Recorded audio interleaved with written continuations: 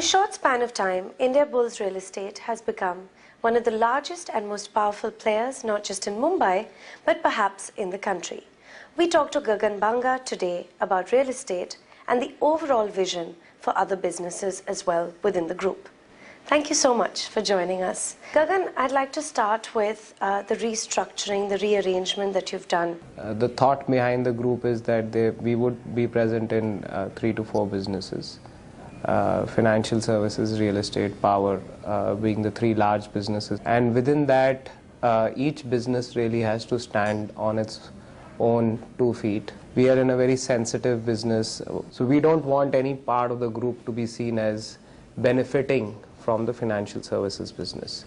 And thus the whole shareholding pattern, thus the whole way that the firm and the group is structured.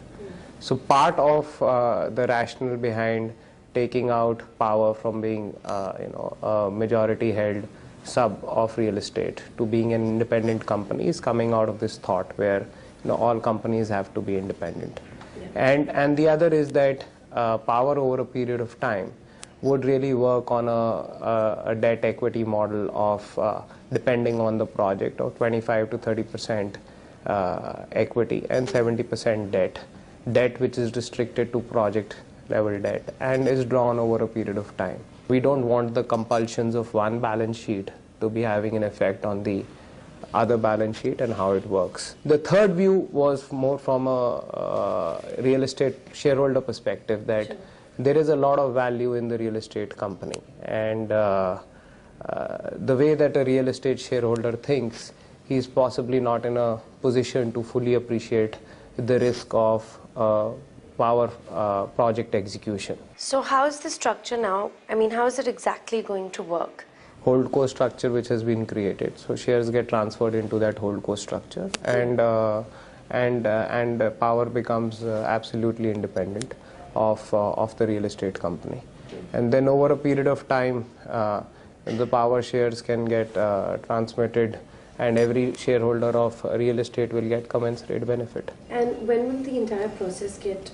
The process is that it has various levels of regulatory approvals. So first it has to get approved by the exchanges and other regulatory bodies. Then it has to get approved by the high courts, and then the whole scheme of is formally approved, and therefore the demerger is approved. So that, in my experience, since we've done 2 demergers in the past, takes about 6 to 9 months, provided there are no regulatory issues. How would the power shareholders benefit from this? We've heard about what the real estate... Power shareholders are huge beneficiaries, because power shareholders do not get affected by the fact that this was a majority subsidiary of a real estate company. The incubation phase is over, right? The first, the 2 projects that we had, the first phase of both of the projects was really incubation of the power company. That is over. There is enough equity, there is enough debt which has been raised, right? First phase financial closure is already done. Second phase financial closure for one project is done. Second project is underway. So given the progress that the power company has made over the course of the last 2 years, this is the right time for power to emerge as an absolutely independent company, to operate absolutely on its own and stand on its own 2 feet. And shareholders will benefit, because this is the only structure which will allow this company to continuously add capacity and not get restrained by anything else which is happening in some other company. I know you've got a plan of over 6,000 megawatts is something that you've declared. But in terms of commissioning, what are the phases going to be there? We expect middle of 2012 the first turbine to start firing.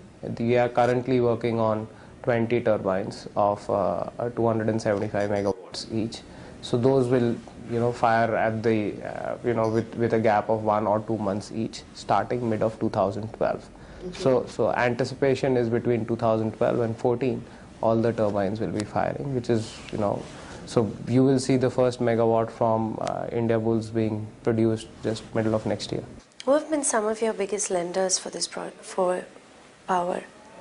PFC, REC, State Bank of India, now ICICI Bank. These are the large lenders.